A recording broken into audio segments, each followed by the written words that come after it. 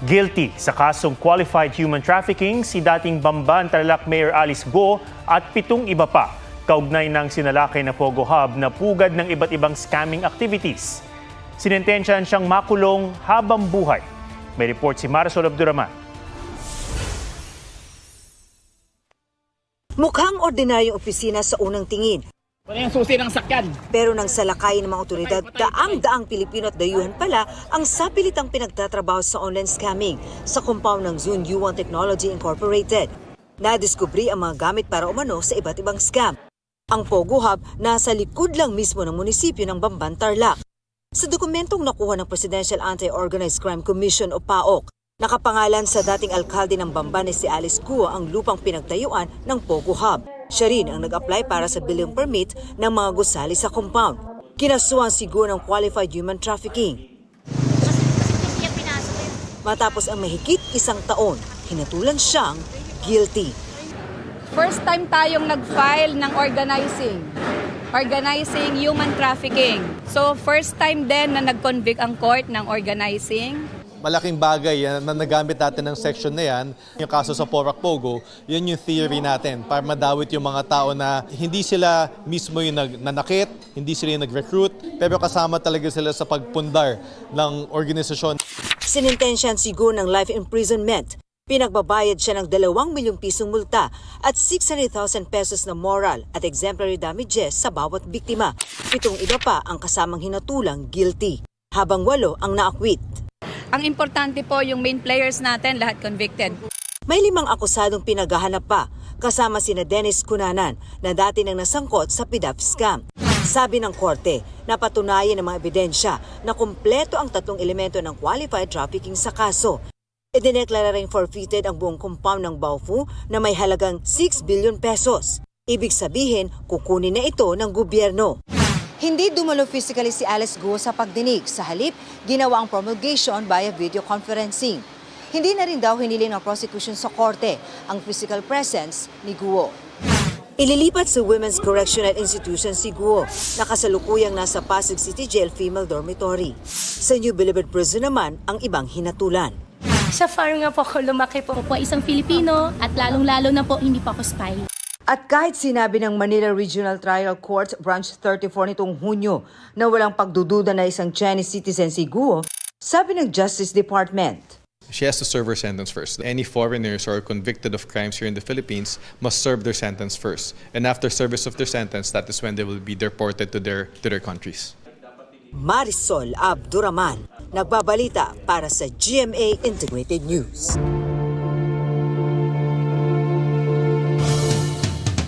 Isa sa mga kumpanya ng mag-asawang Curly at Sara Diskaya ang contractor sa tinawag ng Agriculture Department na Missing Farm to Market Roads.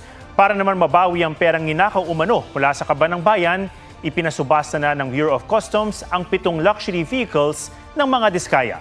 May report si Joseph Moro. No other bidder. There is a sole bidder for the Lincoln Navigator. Sa halagang 7.1 million pesos na ipasubasta ang isa sa mga nakumpiskang luxury vehicles ng Bureau of Customs mula sa mag-asawang Diskaya. It is declared the sale lot number 062-2025 sold. The winning bidder is Lesentrel.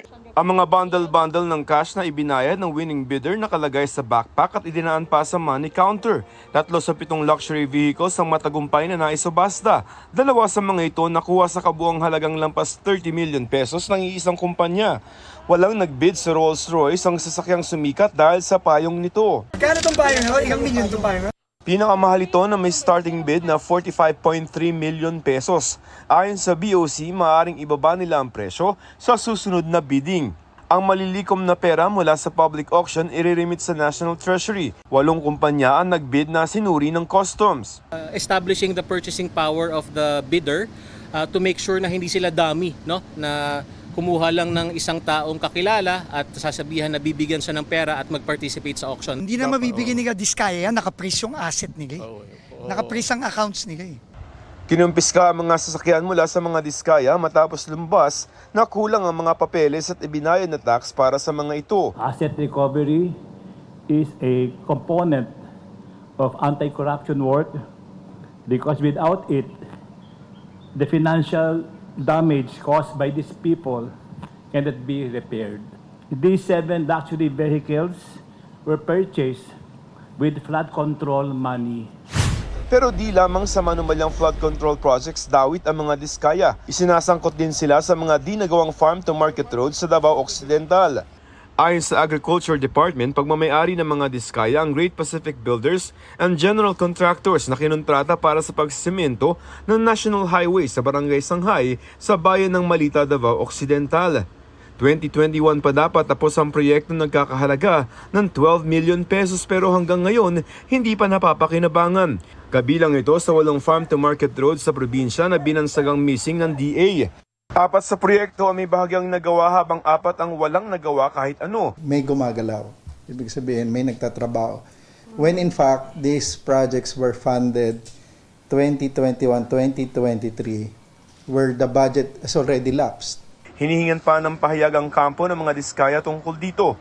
Pondo ng DA ang ginamit sa mga proyekto pero DPWH ang implementing agency. Nasa kanila na yung pondo eh. So in terms of liability, walang liability si DA kasi hindi siya part doon sa kailangan pumirma para ma-release ang payment doon sa contractor kasi we are not party to the contract. Pinag-aaralan raw nila kung maaaring DA na magpapatayo ng farm-to-market roads simula sa susunod na taon. Joseph Morong, nagbabalita para sa GMA Integrated News. Wala raw batayan si Senate President Pro Tempore Ping Lacson sa pagsabing ginamit lang ang pangalan ni Pangulong Marcos sa 2025 budget insertions ayon sa Makabayan Bloc. Tinawag nilang premature conclusion ang pahayag ni Lacson na chair pa naman daw ng Senate Blue Ribbon Committee. Panawagan ng grupo, ipatawag ang Pangulo sa investigasyon.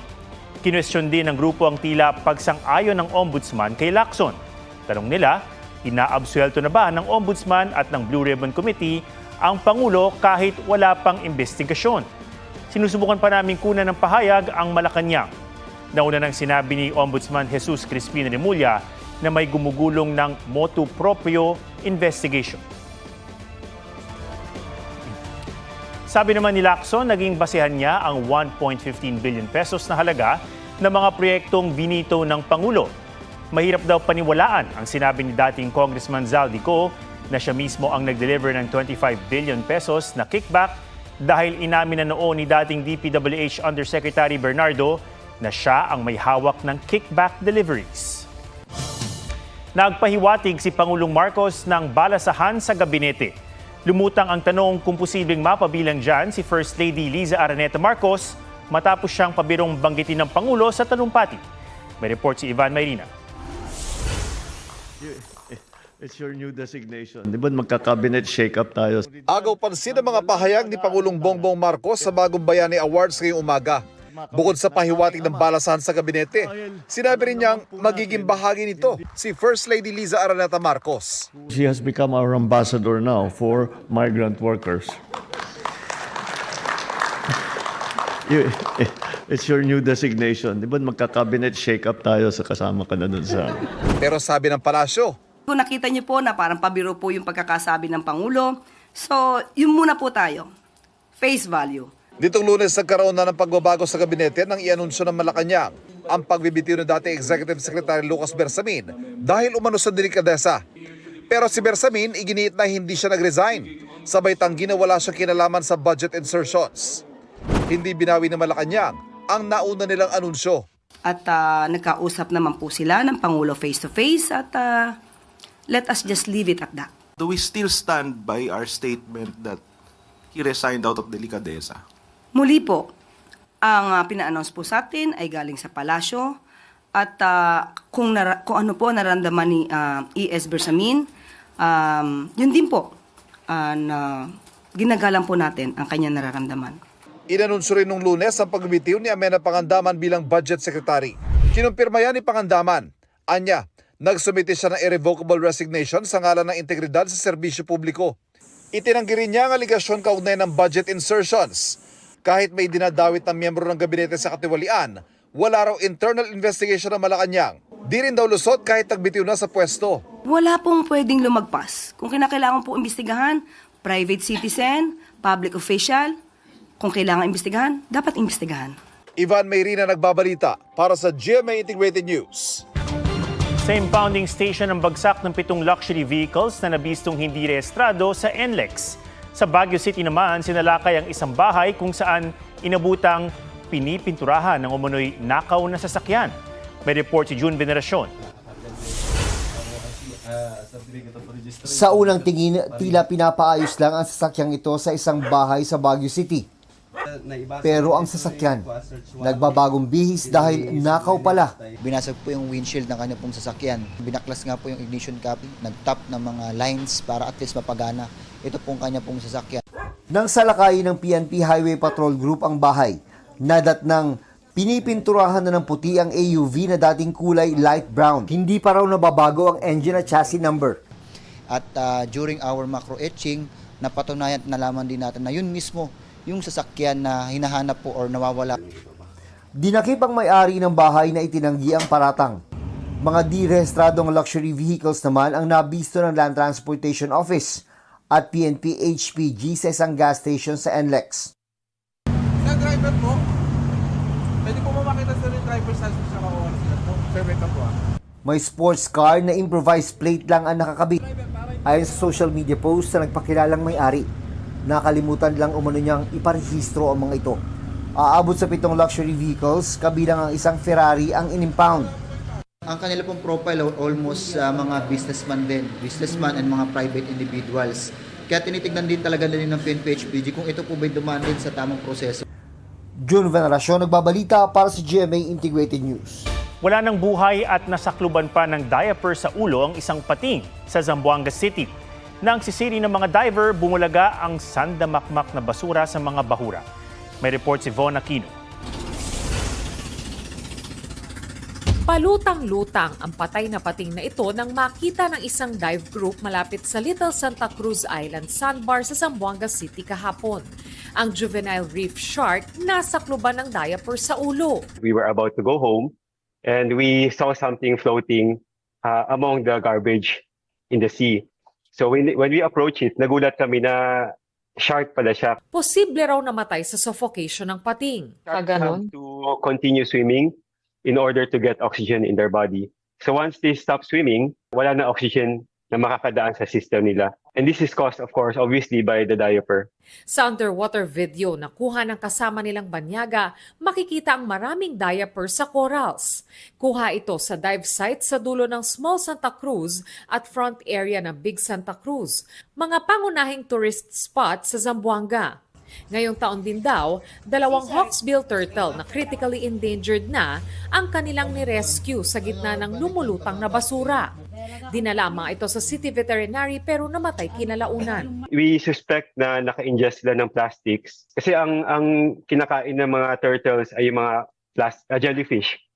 So minsan napapagkama din nilang jellyfish ang mga plastic kaya kinakain nila. Sa pagpapakita ng mga ganitong litrato, hangad daw ng grupo nila Harvey na mamulat ang lahat sa panganib ng diwastong pagtatapon ng basura, di lang sa mga hayop kundi maging sa atin. Ayon kay UP Marine Science Institute Professor Deo Florence Odda, malaki ang kontribusyon ng karagatan sa oxygen ng mundo. Almost more than 60% of the world's oxygen is actually produced by the ocean. Yung mga maliliit na phytoplankton na parang halamang dagat, sa kanila nanggagaling yung mga oksihina na hinihinga natin. At habang ang mundo ay umiinit, habang ang mundo ay mas nagiging polluted, naapektuhan din yung kakayanan ng mga halaman na to, mga halaman sa dagat na gumawa ng oxygen na yun. Payo niya, bawasan ang paggamit ng single-use plastic at magkaroon ng maayos na plastics pollution management. Von Aquino, nagbabalita para sa GMA Integrated News. Cassie Legaspi, nireveal ang kanyang best plot twist of 2025. Naka-selfie lang naman ng hating kapatid star ang GOT7 member na si Jackson Wang. Sa recent concert ito sa bansa, napa-shoutout din si Cassie sa kanyang 2019 self dahil naalala siya ng K-pop superstar. Crush mong artistang Pinay? Jillian Ward. Na magkita po tayo. Ang wish na yan ng bagong sparkle artist na si Eman Bacosa Pacquiao, sinagot ng Kapuso Star of the New Gen. I hope to see you soon din. Welcome to Sparkle. Welcome to GMA. I pray po na he stays true to himself, very godly, and may God bless him always. Bibida si Jillian sa Sanib na isa sa 3 episode ng KMJS Gabi ng Lagim, the movie, na mapapanood simula November 26. Nelson Canlas nagbabalita para sa GMA Integrated News.